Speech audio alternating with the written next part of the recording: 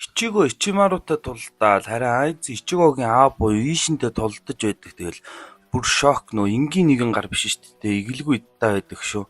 Хорд хүч ирээч тэр Айзнаас тутах юмгүй тулдаж байна. За тэгсэн нөгөө Айзны биед байгаа Хогёко өөрчлөгдөөл. Тэг яагаад гэж ийм ихлээр нөө Хогёко нь эзнийхээ хүслийг л ерөн биелүүлдэг гэд юм байлээ. Тэгэл улам хүчтэй болгож хувиргаал Айзен шал өөрлөг.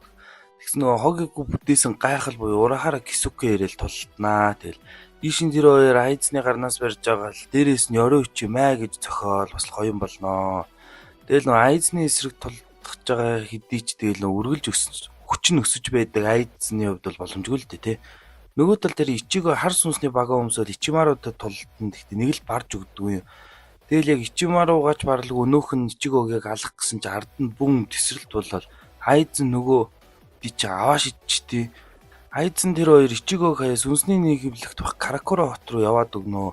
Тэгэл Айзен замд нь байх сүнс цэвэрлэгчийг хүртэл устгал өөрийгөө Big D болсноо бидэнд харуулдаг. Тэгэл энэ нь яаж вэ гэхэлэр нөө араас нь Ичиго аавтайгаа явах бөгөөд Айзны устгасан цэвэрлэгч байхгүй болохоор аав нь түүнд нөө сүүлчийн Гицуга Диншо гэх сүүлийн удаал Шинигами байх хамгийн хүчтэй формд нь орох зархыг зааж өгөх хугацаа хожиж чадах болдог. Тэгээд энэ нь нөгөө гадаах ертөнцөөс хамаагүй урдан цаг явдаг юм билээ. Бүр арай л давруу зөө. Энэ дотор 3 сар болоход гадаах ертөнцийн нэг цагтай тэмцэв. Тэгэл Ичиго маань сүүлийн бэлтгэлдээ орж өөрийн зампогтуудаа уулзаж бэлтгэлдээ орноо. За тэгсэн жинхэнэ хотод Ичигогийн сүнсний хүчтэй найзууд нунтаагүй байх бөгөөд Айзен тэрний урд гарч ирээл өөрийнхөө хүчийг дахиад сүрдүүлнэ. Харин бэлтгэл дээр нөгөө нэг Зангацу маань хар сүнстэй нэгдэл Ичиготой тулдаал ер нь бол тэр хоёр бэлтгэл хийж л идэв. Сүрийг үзүүлж буй Айзен руу нөгөө бүр анх гарч ирсэн нэг телевизийн шоуны гар гарч ирснэ дайраал.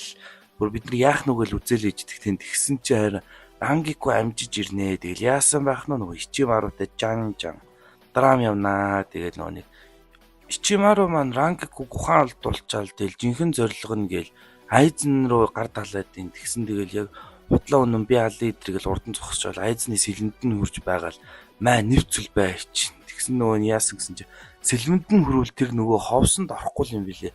Тэгээд шууд биеийг нь задлал Хогёког суг татаж аваад авч чаддаг. Тэгсэн байхгүй нөгөө Хогёко нь салахгүй гэж хүссэн болохоор ч тэр юм дахиад бүр амар даалвчтай болго хувиргаатдаг Айзен.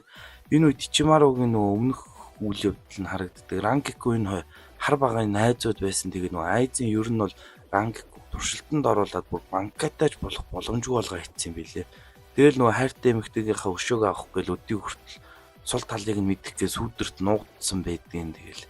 За тэгэл Ичимаругийн үхэл Рангико нэг сайхан ойрлол эцсийн дулаан маань эхэлнэ. Хүсэн урах за арайч өндөр болцсон юм уу гэмээр Ичигогийн маань харц их л гонигтай. Тэгэл үгийн зүрүүгээ Айзен ганц гараараа асар хол аваад сав чаяал. Айзен ч бүр шок арайч үгүй л үүдээ гэхийн зургуул. Ер нь бол Ичиго маань бүрэн дүүрэн ялалт байгуулдаг нэг удахгүй. Тэгээ унаханаа шархацсан хүмүүсийг эмчилж хүүхэн мөндөд харин манаагууруу яамыг ялж Айзен хэдэн 10,000 жил шоронд хорихоор болоод ер нь бол дуустдаг. Тэгээд Ямамото өвөө маань нэг гараа алдснаар бусдаар баг хохирлгүй давсан байдаг. Харин ганц хэцүү нь манай Ичиго маань сүнсний хүчээ баг багаараа алдсаар байгаа бөгөөд дахиад Шинигами болох боломжгүй юм байлээ. Тэгээд хэдэн сарын дараа Ичиго маань энгийн амьдралаар сургуультаа сурж байхад нэгэн залуутай танилцсанаа. Ичиго аавыг нь мэддэг, чамайг мэднэ, бидний full bring гэдэг. Тэгэл чадоо ч гэсэн бидний нэг гих зэрэгээр өөрсдөө нэгдхийг уриалдаг. Тэгэл execution гэх нэг бүлэгт нэгдэхэр болноо. Тэгэл харин энэ үед Ишита гинт халдлаганд өртөн эмнэлэг твтдэг. Тэгээд энэ нь хүчгүй болсон Ичигод их л хүн дээр тусч ямар нэгэн аргаар л хүчээ эргүүлж олж авах хэрэгтэй гэж шийддэг. Тэгэл нөгөө бүлгэмд орж өөрийгөө өөр нэг full bring хүчтэйгээ ер нь мэдэж авдаг. Тэгэл тэр хүч ил гаргахаар бэлтгэл хийхэр болдгоо. Ишитаг гимтээдэг дайсан маань Ичиго руу дайрах хэдий жижигэн гарч ирэн түүний авардаг. Тэгэл Ичиго хурдан хүчээл гаргахаар бэлтгэлдээ ордог. Нөгөө орлогч Шинигами тэмдэгнээс өөрийн Ряцуугаараа нэг сэлэмшигэн бүтээгээл тулддаг болдог. Тэгэл хэсэг хугацаа өнгөрсөний дараа нөгөөх дайсан клуб руу норж ирэл Ичигогийн төрхийг харж авнаа. Ичигогийн full bring хүч нь яг бүрэн ил гарсан байдаг. Тэгэл яг л Шинигами шиг харагдаж байдаг. За тэгэл тулдаад эхэлнэ.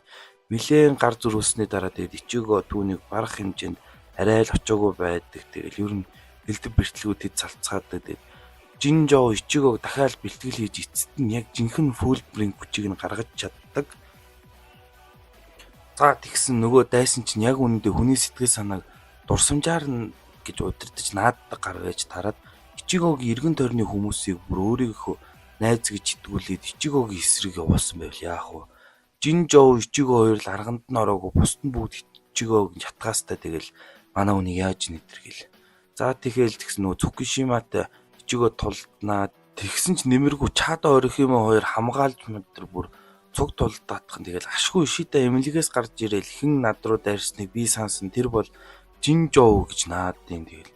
Үгүй нэрэл тим юм байгаад анханаас Ичигогийн хүчийг булаахаар түүний бэлтгэл хийж хүчийг нь сэрээсэн байвал яах вэ? Тэгээд нөгөө арай гэж холж авсан Фулбрийн хүчийг нь өөртөө шингээгээд булаачихдаг тэгэл бүр юм утгагүй санагдал цөхрөлд автсан яг энэ үед гинт Ичигог нэг сэлэм нэвцүүл битгсэн чинь нөгөө Рукия яг анх түүнийг сүлбэж Шинигами болгож хүчөө өгж байсан шиг түүнийг хоёр дахь удаага ингэж сүлбэж хүчөө өгж Шинигами болгож байдаг юм билээ. Тэгээд ганц Рукиач биш бусад бүх ахмадууд гээд бүгд түүнд хүчөө өгж Шинигами болгосон байдаг. Тэгэл эргэж Шинигами болсон Ичигоо мэдээж хүчээ гайхуулж флекс нэ байш шийдвэр оногаал. Тэгсэн нөгөө Жинжоо булааж авсан хүчээ ил гаргаж нөгөө хэддээ бас тарааж өгөөл. Билийн хүчргэг болгоо 50 тунаа. Тэгэл манай хэд ахмадууд нэг эсрэг нэг тулдаад мэдээж юу болох нь тодорхой шүү дээ. Ахмадууд маань ялаал Ичигоо Жоо хоёрын сүүлийн тулаан эхэлнэ. Тэгэл Ичигоо маань бусдынх өгсөн хүчинд баярлан банкагаа гаргахад өмнөх үйл явдлуудаа нэг сайхан дурсаал эцсийн дайралтай хийгээл Жинжоог ялж чаддаг. Тэгэл бусад Фулбрингүүд ч гэсэн удирдуулж байснаа мэдээлэл ер нь бол бүдэг болохоор болоод ер нь нуугдахаар яваад өгдөг. Ичигоо маань харин дахин сүнсний нийгэмлэгийг хамгаалсан гэл Ямамото үгэн болго бусад ахмадууд тайлангаа тавьчаал Рукиатай уулзаал хүний ертөнцөд ирж буугаар инхүү нөө Блич гэх 366 ангитай айны маань өндөрлж байна. За тэгээ залхуу би цан чадхад гараал товчилж ярьж өглөө. Мөн голлгүй үдсэн дэмжиж буй та бүхэнд үнэхээр их баярлалаа. Тэгээд анхны аниме маань амжилттай бүтэн дууслаа. Би хэдий залхууч гэсэн тэгээд залхуурнуул гэхээс шантрахгүй залуусаа. Ямар ч лээс 25 онд хийсээр л байх болно. Өөр ямар аниме ер нь бол оруулмаар байна. Одоо аниме ч их кино ярьж үзт юм уу? Ер нь яриалах тусал туршлах сууж илүү зэгцтэй болоо гоё болох юм шиг байна.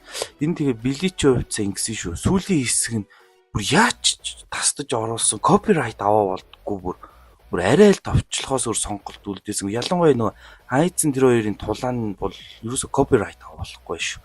За тэгээд энэ хүртэл үзсэн та бүхэндээ баярлалаа. Таалагдсан бол лайк and subscribe дараарай. Баярлалаа.